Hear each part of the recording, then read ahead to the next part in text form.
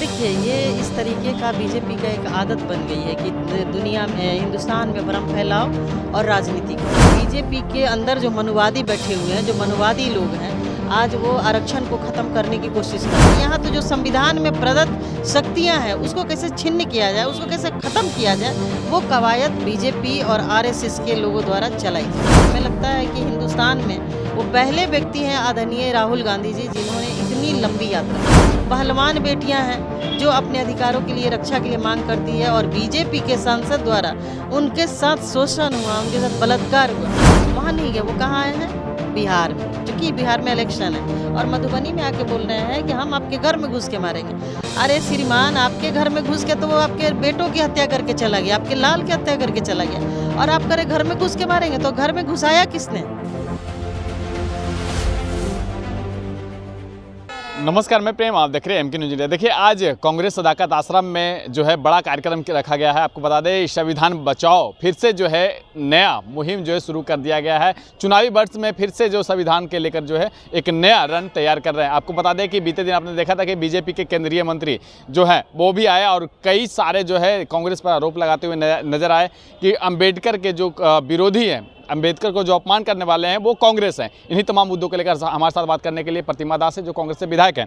प्रतिमा जी, कैसे देखते हैं जो केंद्र में मंत्री हैं, कानून मंत्री हैं, वो कहते हैं कि आप लोग जो है अम्बेडकर विरोधी हैं, उनके पार्थिव शरीर पर भी राजनीति आप लोगों ने किया है। देखिए, ये इस तरीके का बीजेपी का एक आदत बन गई है कि दुनिया में, हिंदुस्तान में भ्रम फैलाओ और राजनीति करो। तो हिंदुस्तान के लोग जानते हैं, और सब लोग जानते हैं कि माननीय हमारे जो परम पूज्य बाबा साहब भीमराव अंबेडकर जी कानून मंत्री किसके सरकार में थे, कब थे वो, कहाँ थे वो, किनके साथ थे वो। तो कांग्रेस के लोगों ने कभी उनको अपमानित नहीं किया, बल्कि उन्होंने खुद ही लिखा कि बीजेपी तो नहीं, आरएसएस के लोगों ने उनको हराया। और आज भी बीजेपी के अंदर जो मनुवादी बैठे हुए हैं, जो मनुवादी लोग हैं, आज वो आरक्षण को ख़त्म करने की कोशिश कर रहे हैं। जिस तरीके से आप देख लीजिए कि आउटसोर्सिंग, एक रोज़गार की बात की जाए तो आउटसोर्सिंग के माध्यम से आरक्षण को ख़त्म किया जा रहा है। और संविधान का जो आज हमारी पार्टी के द्वारा संविधान बचाओ यात्रा जो हम लोगों ने शुरू किया है, तो उसके लिए ऐसा नहीं है कि संविधान एक महज ग्रंथ, किताब है। संविधान हिंदुस्तान का वो सुरक्षा, सामाजिक सुरक्षा, आर्थिक, राजनीतिक और आपको सामाजिक समता मूलक समाज की परिकल्पना का वो घोतक है। और वो संविधान जो है वो पुस्तक है जिसको जो सबके लिए समान अवसर प्रदान करता है। संविधान सुरक्षित नहीं है तो किनका घर लूट गया, किनका भोजन छूट गया, किनका वस्त्र उतर गया, इन सभी चीज़ों को लेकर बीजेपी से लेकर एनडीए सरकार पूरा घेर रही है। आपको एक चीज़ बता दें कि घर गुजर गया, आप आउटसोर्सिंग करके अपनी मनमानी कर रहे हैं, लोगों को नौकरियों में समान अवसर नहीं प्रदान कर रहे हैं, महिलाओं के नाम पर आप राजनीति कर रहे हैं। महिला सुरक्षित है क्या बिहार में?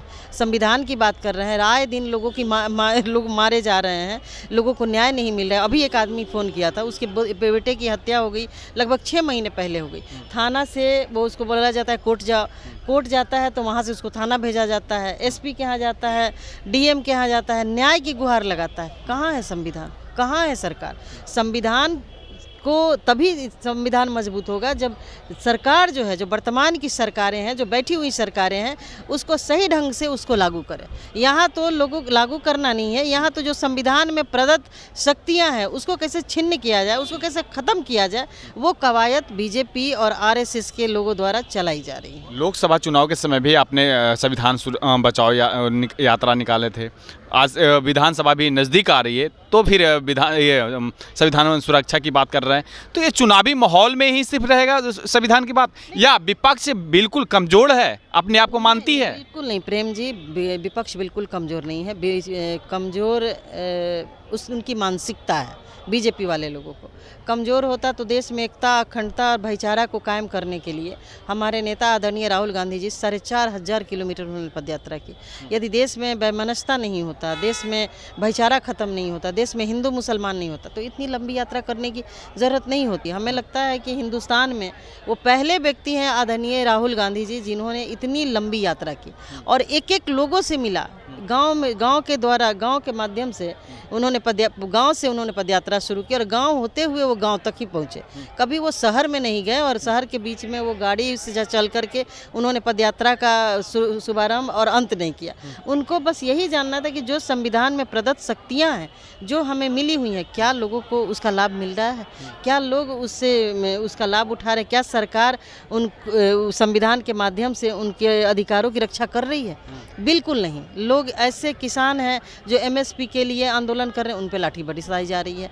पहलवान बेटियां हैं जो अपने अधिकारों के लिए, रक्षा के लिए मांग करती है और बीजेपी के सांसद द्वारा उनके साथ शोषण हुआ, उनके साथ बलात्कार हुआ और उनको आप बैठा के रखे हुए हैं। तो ये तो संविधान को कुचला ही ना जा रहा है भाई। आपके ऊपर तो और गंभीर आरोप कि मानवता और सोच पर इतनी बड़ी सवाल उठा दिए हैं कि इन्हीं के जो पार्थिव शरीर है जब लाया गया था उस पर भी आप लोग ने जगह नहीं दिया।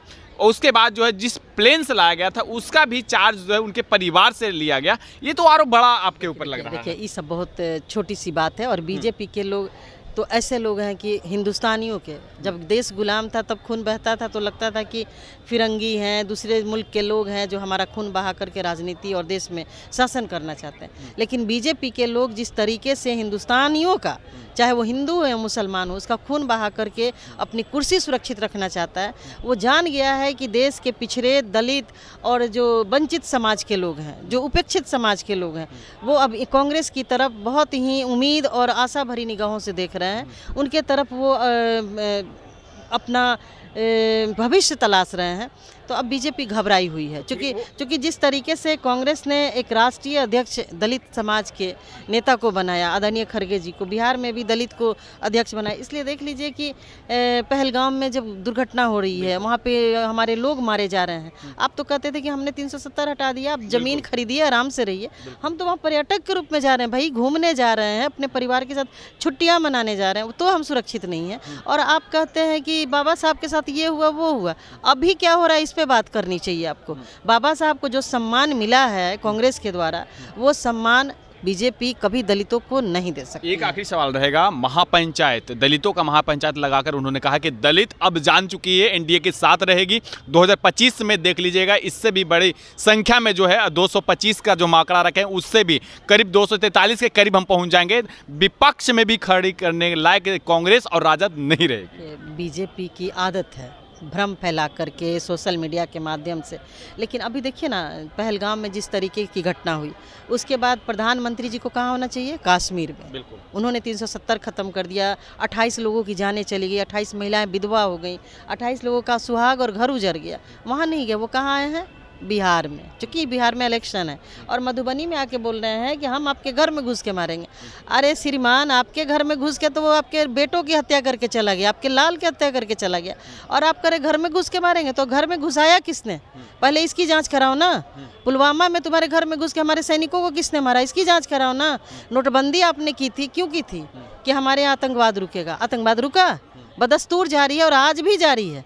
तो इन सब सवाल से आप मुकर नहीं सकते हैं। और बिहार की जनता उनको इस बार सबक सिखाएगी। उनको पता है कि बिहार के लोग राजनीतिक रूप से बहुत ही सजग हैं, अब बहुत ही मजबूत हैं। महात्मा गांधी जी को भी, करमचंद गांधी को भी बिहार आना पड़ा था और यहाँ से वो महात्मा बन के गए थे।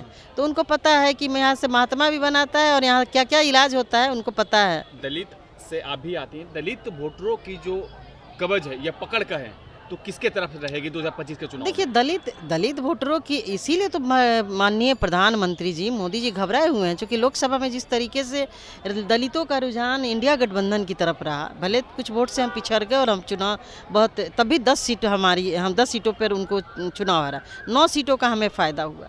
तो आप अच्छा काम कर रहे हैं तो हारे कैसे?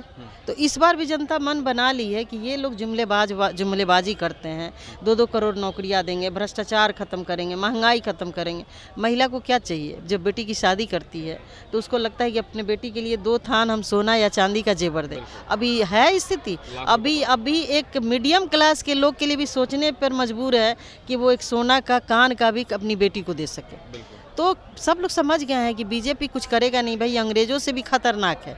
बोलेगा खूब बढ़िया बढ़िया बात हिंदुस्तान के और राष्ट्रवाद की बात करेगा, भारत माता की जय करेगा और भारत में रहने वालों लोगों का क्षय कर रहा है। इसलिए इसको समाप्त करना, इसको सत्ता से बाहर करना बहुत ज़रूरी है। चलिए धन्यवाद। तो हमारे साथ प्रतिमा दास थी, इन्होंने साफ तौर पे कहा है जुमले वाली सरकार इस बार नहीं चलेगी। 2025 में महागठबंधन की सरकार बननी तय है। अब देखना होगा 2025 के चुनाव में किस तरह की रणनीति के साथ जो है रुख आता है। फिलहाल इस क्रम में इतना ही। धन्यवाद।